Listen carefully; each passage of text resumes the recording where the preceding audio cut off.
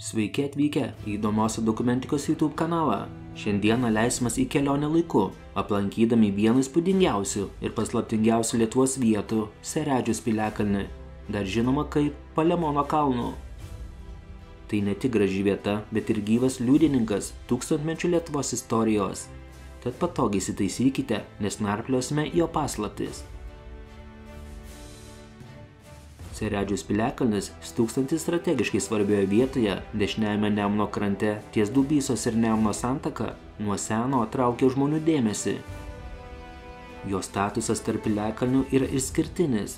Archeologiniai tyrimai rodo, kad tai buvo vienas iš svarbiausių gynybinių ir administracinių centrų visame Nemuno žemupyje. Bet kodėl būtent ši vieta? Akivaizdu, kad tokia geografinė padėtis buvo itin palanki gynybai ir prekybai. Su Seredžiaus piliakalniu neatsiejamai susijusi ir viena garsiausių Lietuvos legendų – legenda apie Palemoną. Pasak jos, Palemonas, romėnų kunigaikštis, bėgdamas nuo imperatoriaus Nerono persekiojimų, atvyko į Lietuvą ir įkūrė Palemonidų dinastiją, iš kurios kilo vėlesni Lietuvos didieji kunigaikščiai. Nors tai yra labiau mitas nei istorinis faktas, Palemono legendos ryšys su šiuo piliakalniu suteikė jam dar daugiau žavesio ir didybės. Netgi pats piliakalnis yra dažnai vadinamas Palemono kalnu, o tai rodo, kaip stipriai ši legenda įsišaknijusi mūsų sąmonėje.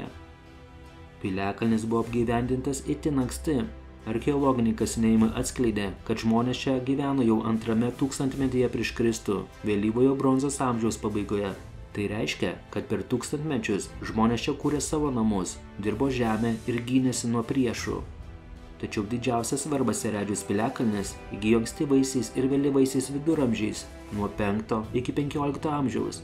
Tai buvo tas laikotarpis, kai Nemuno pakrantės virto nuolatinių kovų arena. Nemunas buvo natūrali siena tarp Lietuvos ir Kryžiuočių ordino. Piliakalnis priklausė svarbiausių Lietuvos gynybinių tvirtinimų grandiniai, kuris saugojo Nemuno kelią. Jis kartu su kitais piliakalniais sudarė vientisą gynybos sistemą, leidusi stebėti ir atremti kryžiuočių antpuolius. Seredžiaus piliakalnis arba tuometinis Pieštvės pilies vietovė pirmą kartą rašytiniuose šaltiniuose paminėta 1293 metais. Tai vyko Kryžiuočių ordino metraščiuose. Vadinasi, piliakalnis jau tuomet buvo žinomas kaip svarbus taškas. Bet 1293 metai tai tik pradžia ilgos ir įnirtingos kovos istorijos. Per visą 14 amžių Pieštvės pilis buvo viena iš pagrindinių Kryžiuočių ordino taikinių. Kryžiuočiai rengė nuolatinius žygius, siekdami užimti ir sunaikinti šią strateginę tvirtovę.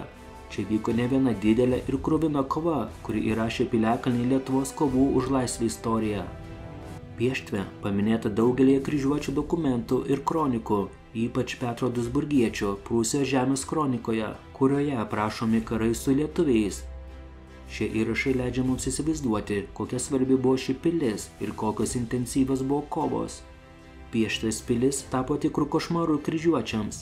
Jos įgula, sudaryta iš drąsių lietuvių ir žemaičių karių, nuolat puldinėjo kryžiuočių laivus ir sausumos pajėgas, sutrikdydami jų logistiką ir trukdydami jų ekspansijoms. Dėl savo nepalaužiamos dvasios ir strateginės reikšmės, Pieštvė buvo viena svarbiausių Lietuvos gynybinių pilių. Kryžiuočių metraščiuose Pieštvė yra minima su nepaslėpta neapykanta. Jie nuolat stengiasi užimti ir sunaikinti šią tvirtovę, kuri tapo jų nuolatinio galvos skausmo priežastimi. Jų siekis buvo nutraukti prekybos kelius, susilpninti Lietuvos gynybą ir galiausiai įvesti krikščionybę jėga. Nepaisant drąsios gynybos, 1363 metais per garsųjį Didįjį kryžiaus žygį, kurio metu buvo sunaikinta ir Kauno pilis, Pieštvės pilis deja buvo sudeginta ir nebeatstatyta. Tai buvo didelis smūgis Lietuvos gynybai Nemuno žemupyje. Šis įvykis paženklino Pieštvės kaip karinės tvirtovės pabaigą. Už kiek daugiau negu 500 metrų nuo Palemono kalno stovėjo kryžiuočių pastatyta Dubysenburgo pilis, dar vadinama tiesiog Dubysos pilimi. Pilis buvo pastatyta 1406 metais kaip puolimo centras, iš kurio buvo organizuojami kryžiaus žygiai į Lietuvos žemes ir Žemaitiją. Į pačią pilį buvo patenkama tiltu, šalia jos stovėjo malūnas, pačioje pilyje koplyčia. Pilies arsenalas sudarė nemažai strėlių, parokų šaudančių artilerijos sviedinių. 1409 metais įsiliepsnojus Žemaičių sukilimui, pilį kryžiuočiai patys sudegino ir pasitraukė. Šios pilys niekada nekovojo tarpusavį, nes jos stovėjo skirtingais laikotarpiais. Nors Piešvės pilies nebėra, pats piliakalnis išliko ir tapo unikaliu istoriniu paminklu. Šiandieną mes galime matyti didžiulį, išlikusi kalną su viršūnėje esančia aikštele, kuri manoma buvo pilies kiemas. Piliakalnio šlaitai buvo statūs ir sunkiai praeinami, o tai užtikrino natūralią gynybą. Aplink piliakalnį matyti ir kitų archeologinių liekanų, pavyzdžiui, senosios gyvenvietės pėdsakų, kurie rodo, kad čia gyveno ir dirbo žmonės. Šiuolaikiniai archeologiniai tyrimai vis dar atskleidžia naujų detalių apie šios vietos istoriją, leidžiančias mus geriau suprasti, kaip atrodė gyvenimas senovės Lietuvoje. Šiandien Seredžiaus piliakalnis yra ne tik svarbus istorijos paminklas, bet ir puikus kraštovaizdžio objektas. Nuo jo viršaus atsiveria nuostabus Nemuno ir Dubysos santakos, aplinkinių laukų ir miškų vaizdai. Tai puikia vieta pasivaikščioti, pasigrožėti gamta ir pajusti gilią istorijos dvasią. Piliakalnis yra tvarkomas ir prižiūrimas, įrengti laiptai, patogus priėjimas. Kasmet čia vyksta įvairūs renginiai, istorinės rekonstrukcijos, kurios padeda atgaivinti šios vietos praeitį ir supažindinti visuomenę su Lietuvos istorija. Seredžiaus piliakalnis tai daugiau negu tiesiog kalba. Tai vieta, kur persipina istorija, legendos ir gamtos grožis. Tai gyvas priminimas apie mūsų protėvių drąsą, atkaklumą ir kovą už laisvę. Apsilankius čia galima ne tik pasigrožėti kraštovaizdžiu, bet ir pajusti, kaip stipriai šis kalnas susijęs su Lietuvos praeitimi. Tikiuosi, kad jums patiko ši kelionė po Seredžiaus piliakalnių istoriją. Jei dar nesate aplankę šios vietos, labai rekomenduoju tai padaryti.